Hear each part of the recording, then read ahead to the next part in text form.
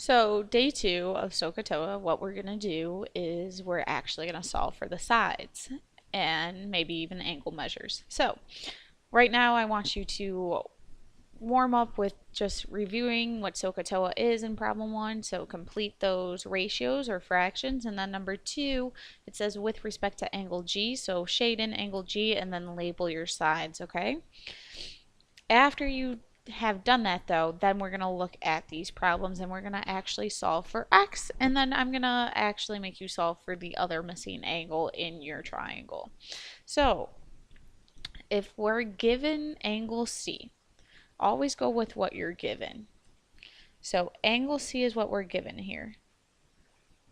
We're going to label our triangle based off of angle C. So across from angle B, that is your hypotenuse.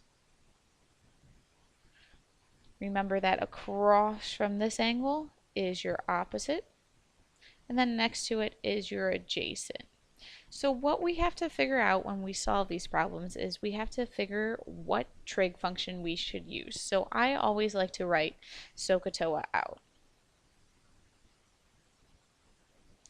Now, what we have to decide is what trig function is going to give us enough information so I can solve for x. Well, if I look at my triangle, you're only going to focus on the sides that have a length on them. So if I look, 6.3 is on AC. Well, that's my hypotenuse. Then I need to solve for x. So if I look at this one, x is on AB, which is my opposite side. So what I'm going to do is I'm going to put a star underneath any H or any O in SOHCAHTOA.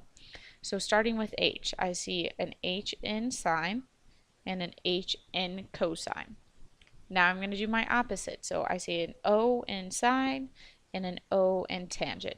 So the rule is whatever function has 2 stars, that's the one we're using. So here it would be sine. So we know that sine of your angle equals opposite over hypotenuse, okay? So we're using that ratio. Now, sine of your angle. So your angle right here is the angle they gave you. So 50 degrees is going to go right here.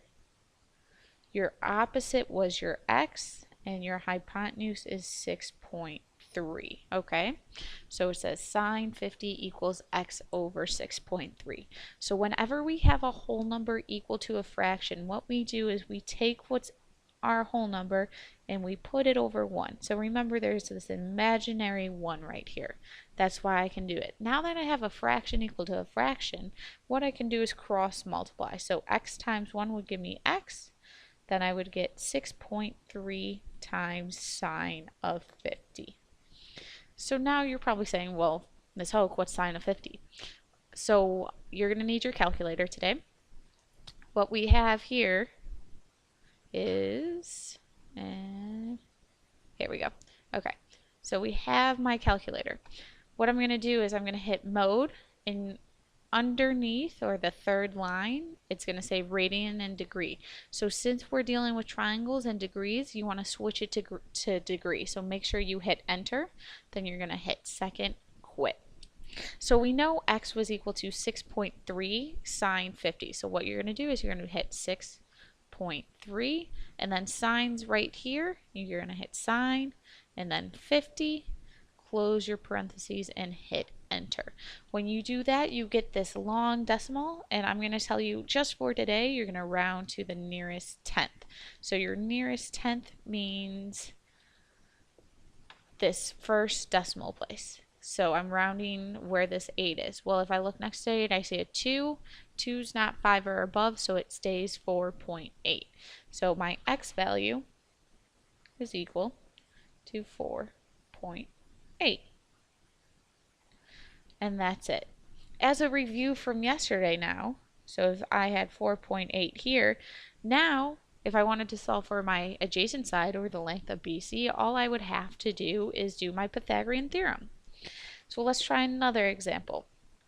So looking at example B now, it's talking about my angle up here, okay? So up here, if I'm looking across from my right angle, that would be, and hypotenuse is right here.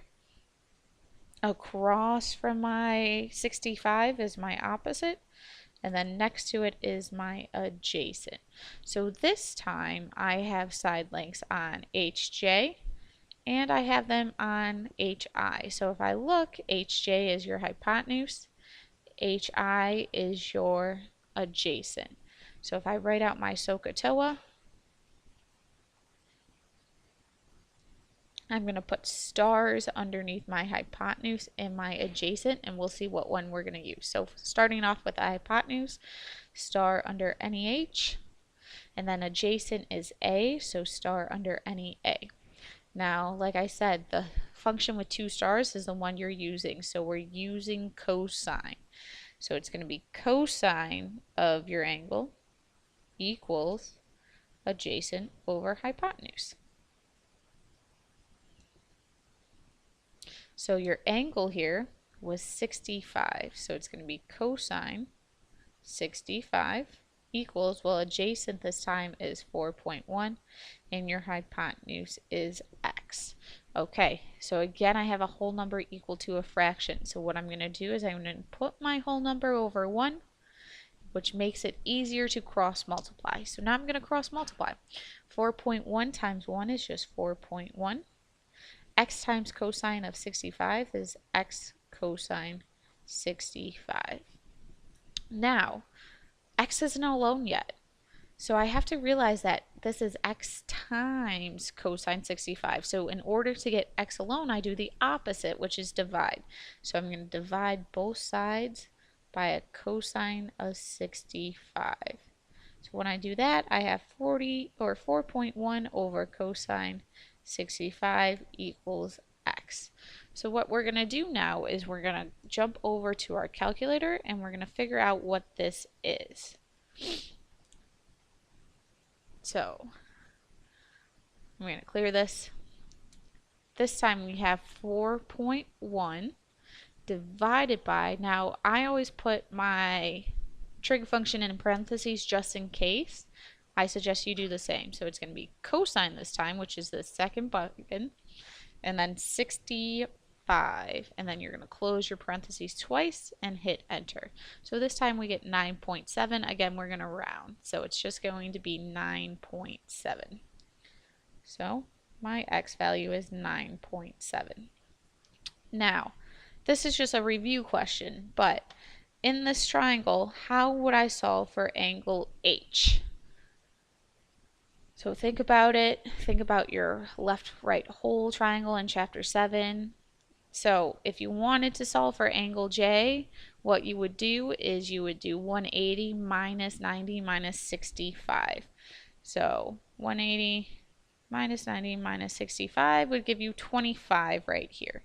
So you, just as a nice little recap, triangles add up to 180. But what I want you to notice here is that if you add together 25 and 90, or sorry, 25 and 65, notice how these two equal 90 degrees, okay? Keep that in the back of your head. So to solve for x, you have to set up your triangle, tell me what function you're using, and then get x. Now this next page is just if you don't want to write sine 50 or cosine 65. This is just the decimal form. So all of that is it's a number. So this is like saying sine of 5 degrees is equal to this decimal point. That's all it is. Sine, cosine, and tangent are just those trig functions, and you can put them with any number and get an actual value. So you don't have to fill that in. That's just for your knowledge. So what I want you to do right now is I want you to try the next 3 pages. So set up your triangle by labeling it.